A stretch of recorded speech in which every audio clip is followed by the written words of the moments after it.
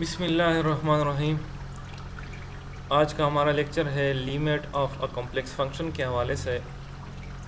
इसकी डेफिनीशन है, suppose that a complex function f is defined in a deleted neighbourhood of z naught and suppose that L is a complex number. The limit of f as z tends to z naught exist and is equal to L, written as limit z approaches to z naught f of z is equal to L if for every epsilon greater than 0 there exists a delta greater than 0 such that the distance between f of z and L is less than epsilon whenever the distance between z and z naught is less than delta but greater than 0। इस definition का क्या मतलब है? ये देखिए, यहाँ पे साथ में दो डायग्राम आप लोगों को दिखाई दे रहे हैं। ठीक है, पहला जो जुमला है, suppose that a complex function f is defined in a deleted neighbourhood of z not. Deleted neighbourhood of z not से क्या मुराद है? Deleted neighbourhood of z not से मुराद ये है कि एक ऐसा नेबरहुड जेड नॉट जिसका सेंटर हो लेकिन जेड नॉट बज़ात खुद उसमें शामिल ना हो। ठीक है, इसका जो रेडियस है वो डेल्टा है। इस रेडियस के अंदर, इस रेडियस वाले सर्कल के अंदर जितने भी कॉम्प्लेक्स नंबर्स आ रहे हैं वो सारे इस नेबरहुड में शामिल है लेकिन जेड नॉट इसमें शामिल नहीं है। तो इसको deleted neighbourhood of z not कहते हैं या इसको punctured neighbourhood of z not भी कह सकते हैं।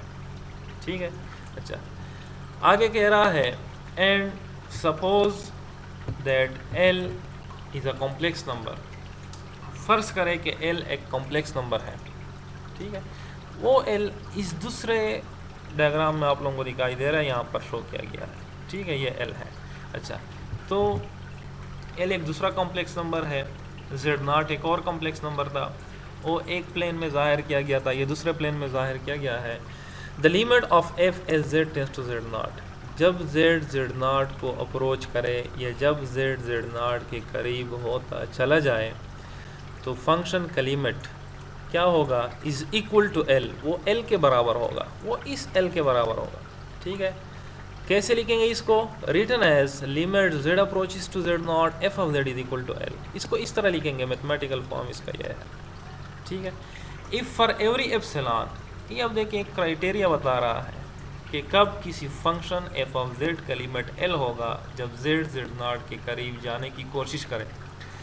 If for every epsilon greater than 0, अगर हर पॉजिटिव नंबर एप्सिलॉन के लिए there exist a delta greater than 0, एक और पॉजिटिव नंबर एग्जिस्ट हो such that f of z minus L, the distance between f of z and L is less than epsilon, जब f of z और L के दरमियान distance epsilon से कम हो जाए। ये देखें, इसका क्या मतलब हुआ? f ऑफ z और L के दरमियान डिस्टेंस एप्सिलॉन कब कम होगा?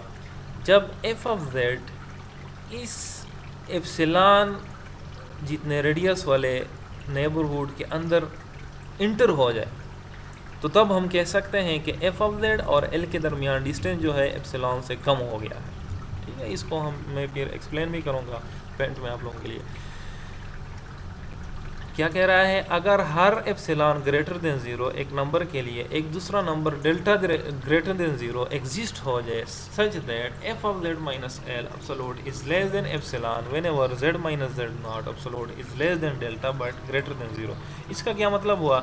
जब z और z नॉट के दरमियान डिस्टेंस डेल्टा से कम हो जाए, यानी इसका यह मतलब हुआ कि z जो है इस z नॉट वाले नेबरहुड के अंदर इंटर हो जाए।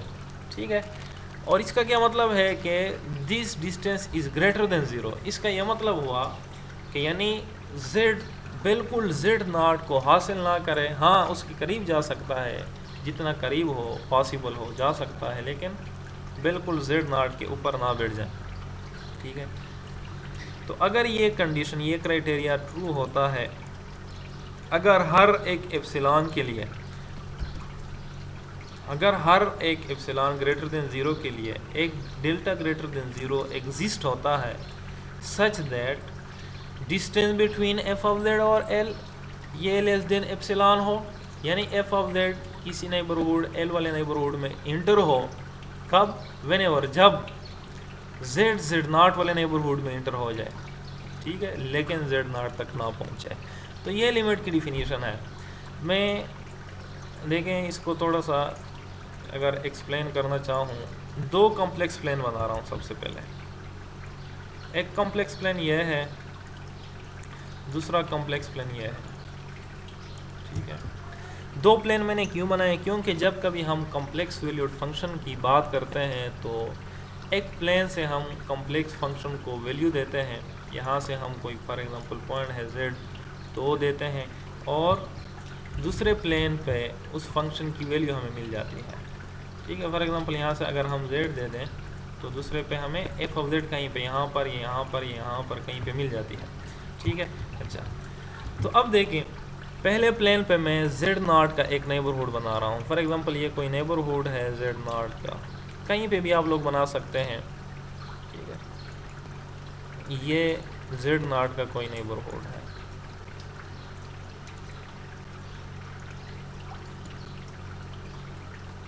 ये हो गया z0। अच्छा, दूसरे प्लेन पे मैं l का एक नेबरहुड बना रहा हूँ, एक ऐसा नेबरहुड जिसका सेंटर l हो, ठीक है। ये यहाँ पर सेंटर l वाला एक नेबरहुड बना लिया। अब दोनों जो क्राइटेरिया यहाँ पर दिखाई दे रहा है कि f of z minus l is less than epsilon, distance between f of z and l is less than epsilon whenever distance between z and z0 is less than delta। यानी ये दोनों diagram में थोड़ा सा इसको यहाँ पर explain करना चाहूँगा। देखिए यहाँ पर इस प्लेन में एक कॉम्प्लेक्स नंबर है जिसको मैं नाम दे रहा हूँ पॉइंट z। फर्ज कर यहाँ पर है, ये z है। जब इस z को हम फंक्शन के हवाले करें, ठीक है, फॉर एग्जांपल फंक्शन है f, जब इस z को हम इस फंक्शन के हवाले करें तो फंक्शन हमें एक पॉइंट दे देता है। फॉर एग्जांपल यहाँ पर हमें मिल जाता है कौन सा, f ऑफ z, ठीक है, ये वाला पॉइंट। अब अगर ये पॉइंट थोड़ा सा करीब हो जाए z0 के, फॉर एग्जांपल यहाँ पर आ गया, तो इस पॉइंट पे फंक्शन कोई दूसरी value they they, for example ये वाली वैल्यू हमें मिल जाती है। अब अगर इसी पॉइंट को थोड़ा और मैं करीब कर दूं, z0 के करीब आ रहा हूँ मैं, देखो तो फंक्शन कहीं और पे मुझे वैल्यू प्रोवाइड कर लेता है, ठीक है। फॉर एग्जांपल एक चौथी वैल्यू z की है जो कि z0 के और भी करीब है, फंक्शन हमें यहाँ पर फॉर एग्जांपल वैल्यू दे देता है, ठीक है। लेकिन जैसे ही ये z इस z0 वाले, इस z0 सेंटर वाले नेबरहुड के अंदर दाखिल हो गया, उधर जो हमें वैल्यू मिल रही थी यहाँ पर फंक्शन की, यानी f ऑफ z इधर एंटर हो गया, यहाँ पर मुझे f ऑफ z की वैल्यू मिल गई। यानी इस पॉइंट पर ये जो जिसको मैं z का नाम दे रहा हूँ, फॉर एग्जांपल ये z है, इस पॉइंट z पर मुझे फंक्शन की ये वाली वैल्यू मिल गई जिसको मैं f ऑफ z का नाम दे रहा हूँ। क्या हुआ? देखिए जैसे ही z और z0 के दरमियान डिस्टेंस डेल्टा से कम हो गया, ये जो नेबरहुड है इसका जो रेडियस है वो क्या है, वो है डेल्टा, ठीक है, ये है डेल्टा रेडियस। तो देखिए जाहिर सी बात है जब z इंटर होगा इस सर्कल में तो z0 और z के दरमियान डिस्टेंस जो है वो डेल्टा से कम होगा। तो जैसे ही z0 और z के दरमियान distance z minus z0 distance is less than delta, ठीक है। लेकिन देखिए अभी z0 के ऊपर बिल्कुल पहुंचा नहीं है और ना ये पहुंच सकता है, क्योंकि ये जो नेबरहुड है इसको हम डिलीटेड नेबरहुड ऑफ z0 कहते हैं, इसमें ये पॉइंट z0 शामिल नहीं है। तो हम लिख सकते हैं कि this distance is greater than 0, यानी z और z0 के दरमियान डिस्टेंस 0 के बराबर नहीं है। अगर ये 0 के बराबर हो जाए तो z बिल्कुल z0 के ऊपर पहुंच जाएगा। जब ये हो, यानी व्हेन दिस ऑकर्स, जब ये कंडीशन हो जाए, ट्रू हो जाए, तो क्या होगा, तो देन दिस एम्प्लाइज दैट, इससे एफ ऑफ जेड और एल के दरमियान डिस्टेंस, वो देखिए इसका रेडियस क्या है, इसका रेडियस है एप्सिलॉन, ठीक है। अच्छा सॉरी, इसका रेडियस क्या है, इसका रेडियस है एप्सिलॉन।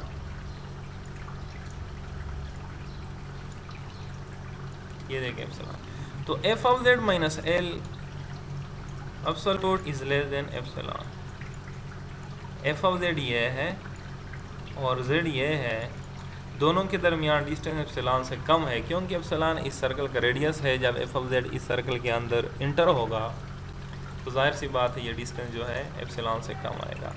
जब ये कंडीशन ट्रू हो, ये वाली कंडीशन ट्रू हो और इस दौरान ये ट्रू हो जाए, यानी जैसे ही z और z नॉट के दरमियान डिस्टेंस डेल्टा से कम हो जाए, या दूसरा अल्फाज में जैसे ही ये z इस z नॉट वाले नेबरहुड के अंदर इंटर हो जाए, उस दौरान f ऑफ z इस l वाले नेबरहुड के अंदर इंटर हो, तो हम कहेंगे कि f ऑफ z यानी एक फंक्शन जिसका नाम f है, f ऑफ z का लिमिट l है। कब लिमिट l है? जब z नॉट को अप्रोच करे। इसको हम यूँ लिखेंगे, limit z approaches to z naught f of z is equal to l, ठीक है। इसका मैथमेटिकल फॉर्म ये है, जब z नॉट को अप्रोच करे तो फंक्शन का लिमिट है। इसकी बहुत सारी एग्जांपल्स लोग देते हैं, मिसालें बहुत सारी। फॉर एग्जांपल मैं आपको यूँ कहूँ कि दो बंदे हैं, एक का नाम आमिर है, दूसरे का नाम असलम है। अगर आमिर जा रहा है बन्नू सिटी को और असलम जा रहा है पेशावर को, ठीक है, और हम वक्त कुछ एक ऐसी सूरत हाल पेश हो जाए कि जैसे ही आमिर बन्नू सिटी के हदूद में इंटर हो, ठीक है, आमिर है या असलम जो भी है, जैसे ही एक बंदा आमिर बन्नू सिटी के हदूद में इंटर हो या बन्नू सिटी के नेबरहुड में इंटर हो, उस वक्त असलम जो है पेशावर के नेबरहुड में इंटर हो जाए, ठीक है। तो यहाँ पर आप लोग एक चीज़ को कंसीडर कर सकते हैं z, दूसरे को कंसीडर कर सकते हैं f ऑफ z, ठीक है। असलम को कंसीडर कर सकते हैं f ऑफ z और फंक्शन है फॉर एग्जांपल, तो उस बंदे का लिमिट जो है वो क्या है, वो पेशावर है, ठीक है, क्योंकि वो पेशावर को अप्रोच कर रहा था। जैसे ही दूसरा आमिर बन्नू के करीब होता चला जा रहा था, दूसरा बंदा असलम जो है वो पेशावर के हदूद में इंटर हो गया, ठीक है। और भी बहुत सारी एग्जांपल आप लोग अपनी तरफ से बना सकते हैं, लेकिन लिमिट में असल में हम किसी फंक्शन के रुझान को देखते हैं, किसी फंक्शन के मिलान को देखते हैं, उसकी टेंडेंसी चेक करते हैं कि फंक्शन का मिलान क्या है। अब देखें, लिमिट का बुनियादी जो कंसेप्ट है वो सिर्फ ये नहीं है कि आप z नॉट को इस जानिब से रुजू कर लें, ठीक है। z नॉट की जानिब आप लोग जा सकते हैं किसी भी जानिब से, फॉर एग्जांपल इस रास्ते से भी आ सकते हैं, z नॉट को अप्रोच कर सकता है इस रास्ते से भी, z नॉट को अप्रोच कर सकता है इस रास्ते से भी, z नॉट को अप्रोच कर सकता है इस रास्ते भी, z नॉट को अप्रोच कर सकता है इस x एक्सिस के ज़रिए से भी, y एक्सिस के ज़रिए से भी।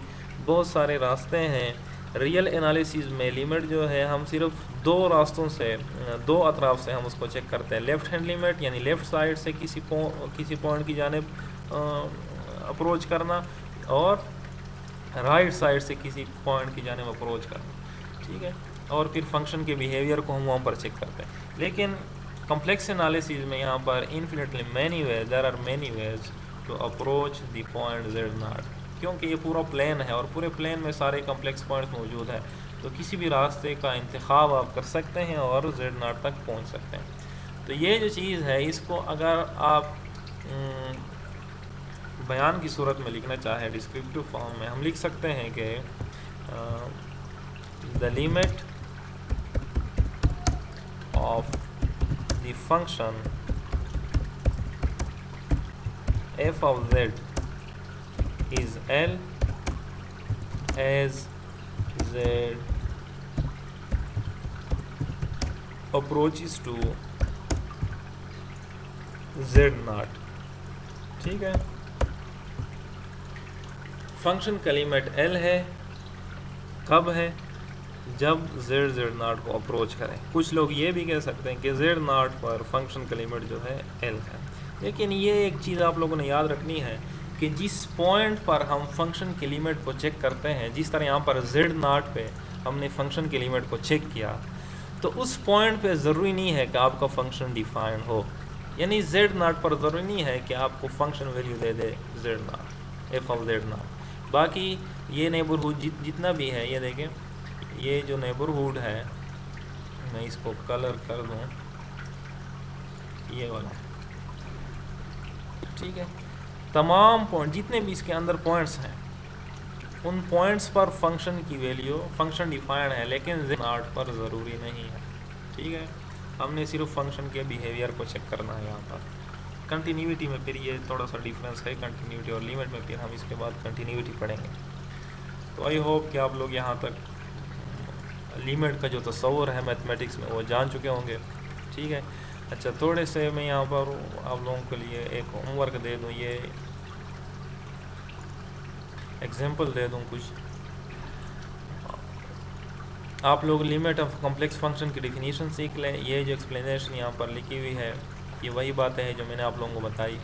एक स्पेशल फंक्शन दिया गया है f of x is equal to x square when x is less than 0 और x minus 1 when x is greater और इक्वल टू 0। आप लोग देख सकते हैं ये एक रियल वैल्यूड फंक्शन है और रियल लाइन पर सिर्फ डिफाइन है, ठीक है। तो आप लोग इसका लिमिट चेक कर सकते हैं। ये देखें, ये 0 पर लिमिट चेक कर रहा है, 0 को अप्रोच कर रहा है पहले लेफ़्ट साइड से। जब लेफ़्ट साइड से हम अप्रोच करेंगे तो जाहिर सी बात है x की वैल्यू 0 से कम आएंगी, क्योंकि x एक्सिस पे जब 0 को हम अप्रोच करेंगे लेफ़्ट साइड से तो x की वैल्यू यहाँ पर होंगी, ठीक है। तो फंक्शन उस वक्त हमें x स्क्वायर दे रहा है। अब जब हम इसके अंदर 0 पुट कर लें तो 0, राइट साइड पे अगर हम लिमिट चेक करना चाहें, limit x approaches to 0 from right side, ये प्लस का निशान राइट साइड को जाहिर कर रहा है। तो फंक्शन की value x is now greater than 0। Function कौन सी वैल्यू देगा? ये हिस्सा देगा, ठीक है। ये पीस वाइज डिफाइंड फंक्शन है, तो x माइनस 1 दे रहा है। जब हम 0 इसके अंदर पुट कर लें तो -1, यानी 0 पर हम लिमिट चेक कर रहे थे। जब 0 को हमने लेफ़्ट साइड से अप्रोच किया तो फंक्शन का बिहेवियर देखा। फंक्शन हमें 0 वैल्यू प्रोवाइड कर रहा है, फंक्शन की वैल्यू हमारे पास 0 आती है।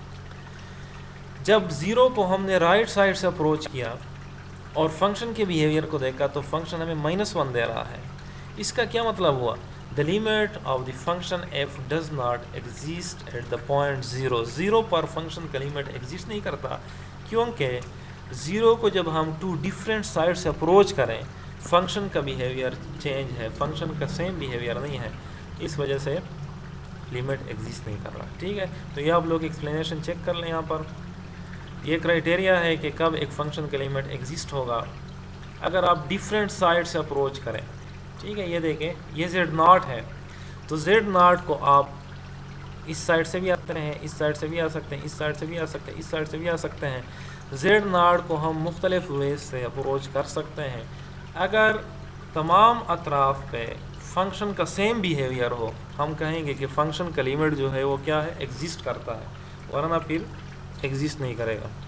अच्छा, ये एग्जांपल नंबर 1 है, limit that does not exist. Show that limit z approaches to 0 z by z0 conjugate, sorry z conjugate does not exist. ये आप लोगों के लिए होमवर्क है। आप लोग 0 पे फंक्शन का लिमिट चेक करेंगे और ये चेक करेंगे कि जब हम 0 को मुख्तलिफ अतराफ़ से अप्रोच करें, देखिए यहाँ पर सॉल्व किया गया ऑलरेडी, जब हम मुख्तलिफ अतराफ़ से 0 को अप्रोच करें तो क्या फ़ंक्शन का बिहेवियर सेम है या नहीं है। यहाँ पर फंक्शन आपका क्या है? फंक्शन है z बाई z कंजुगेट, ठीक है। तो ये एग्जांपल आप लोगों ने हल करना है। अच्छा, एक और एग्जांपल है जो अभी हमने डिफिनीशन पढ़ी, an epsilon delta proof of a limit, ठीक है। तो उस डिफिनीशन के ज़रिए ये एक एग्जांपल समझाया गया है। ये जो एग्जांपल है आप लोग चेक कर सकते हैं, लिमिट ये हमने प्रूव करना है, limit z approaches to 1 plus iota, limit जब इस कॉम्प्लेक्स नंबर को अप्रोच, जब z इस कॉम्प्लेक्स नंबर को अप्रोच कर ले, तो इस फंक्शन का, ये देखें ये फंक्शन है, ठीक है, ये फंक्शन है, ये एफ ऑफ z है, ये z नॉट की जगह आया है 1 प्लस आयोटा, और ये l की जगह आया है ये वाली चीज़, ठीक है। तो हमने ये प्रूव करना है कि फंक्शन का लिमिट 1 प्लस आयोटा पर ये है 1 प्लस 3 आयोटा है। क्या करेंगे, वो दो कंडीशन हम चेक करेंगे, ठीक है। ये यहाँ पर ऑलरेडी सॉल्व हो गया है अकॉर्डिंग टू द डिफिनीशन 2.8, वो तो डिफिनीशन है। देखिए for every epsilon greater than 0 there exist delta greater, ये वही डिफिनीशन है। तो ये एफ ऑफ जेड है, एफ ऑफ जेड की वैल्यू यहाँ पर पुट की है, माइनस ये एल की वैल्यू पुट की है, ठीक है, is less than epsilon whenever this thing is less than delta, ये जेड है और ये जेड नॉट की जगह वैल्यू पुट की। तो यहाँ पर कुछ एक्स्ट्रा बात नहीं है, सिर्फ एफ ऑफ जेड की वैल्यू एल की वैल्यू पुट की गई है और यहाँ पर जेड नॉट की वैल्यू पुट की गई है। और ये चीज़ हमने प्रूव करनी है कि जब ये चीज़ ट्रू हो, देखिए सबसे पहले हम और डेल्टा वाली कंडीशन चेक करेंगे, जब ये चीज़ ट्रू हो तो क्या ये कंडीशन भी ट्रू होती है या नहीं एप्सिलॉन वाली, ठीक है। तो ये देखें ये सॉल्व हो गया है। अगर कोई प्रॉब्लम हो आप लोगों को तो आप मुझे बता सकते हैं, मेरे ख्याल में यहाँ पर बेसिक कैलकुलेशंस है, ठीक है। तो